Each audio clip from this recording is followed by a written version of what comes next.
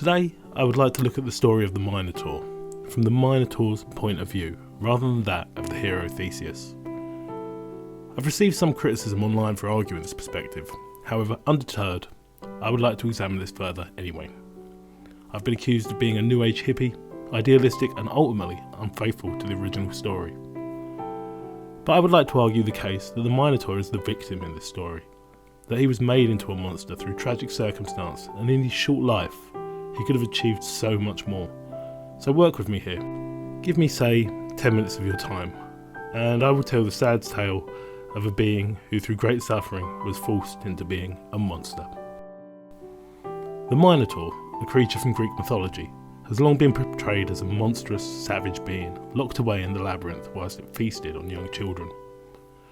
However, upon closer examination of the myth and its origins, I think it becomes clear that the Minotaur was not a monster, but a victim of those entrusted to care for him and circumstance.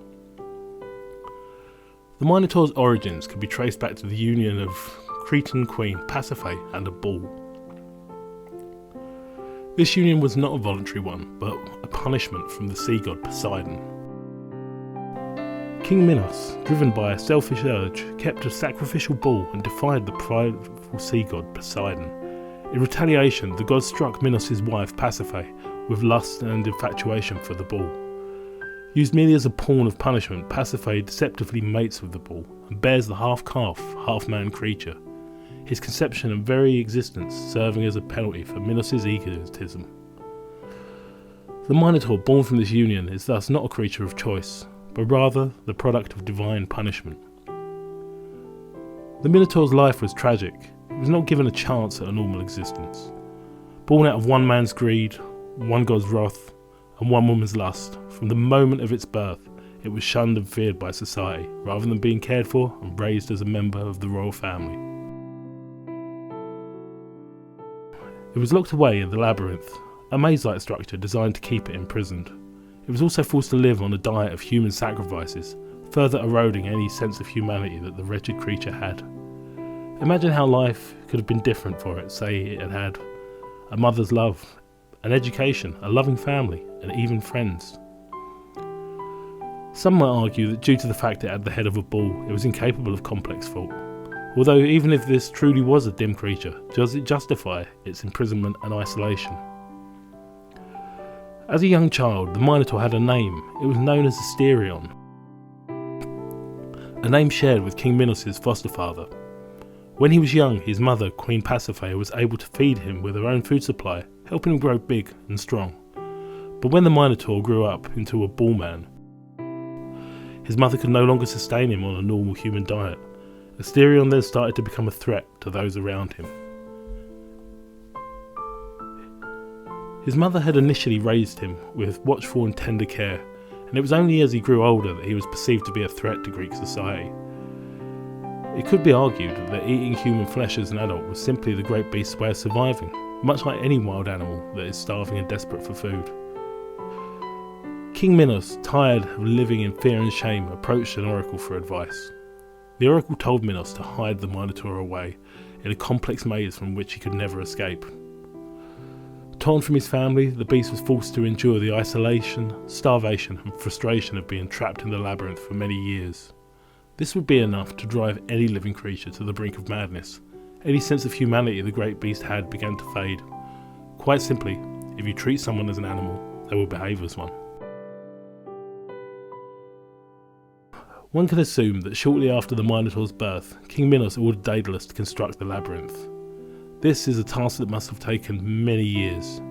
He didn't just turn around one day and say, "Oi, Daedalus, knock me up a quick labyrinth to put my wife's half-bull love child into." This took years of planning and execution.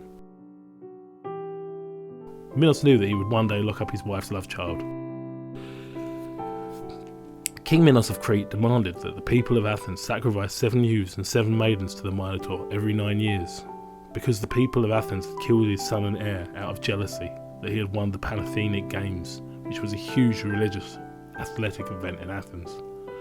Minos had planned to wage war on the city, but the great oracle of Delphi suggested an offering made instead.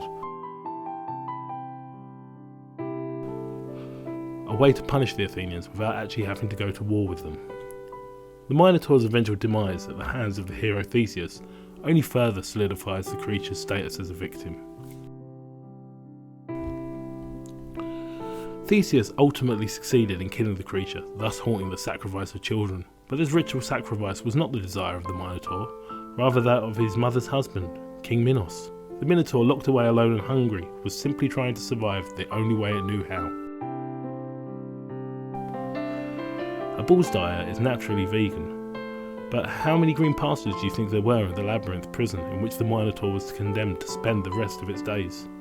Those who entered the labyrinth knew they would starve to death if they were not eaten by the Minotaur. There was little food. Poseidon was partly to blame for the beast's misfortune. After all, it was he who made Queen Pasiphae fall in love with a bull and conceive a child with it in the first place. Daedalus could even be blamed for creating a brutally challenging maze that drove the Minotaur insane. But King Minos was perhaps the worst perpetrator of all. He was the one who decided to lock the monster away. He was the one who decided to feed him on the flesh of young Athenians, giving him such a fearsome and terrifying reputation across all of ancient Greece. And it was this terrible reputation that finally pushed Theseus to kill the Minotaur in order to protect the Athenians from future harm. The demise of the Minotaur ultimately led to Minos losing 2 daughters, as well as a means of power over Athens. And as for Theseus, his desperation for glory in conquering the Minotaur, along with his blatant aloofness, led to his father's untimely death, as he threw himself off a cliff, thinking that his son had failed in his ventures and died.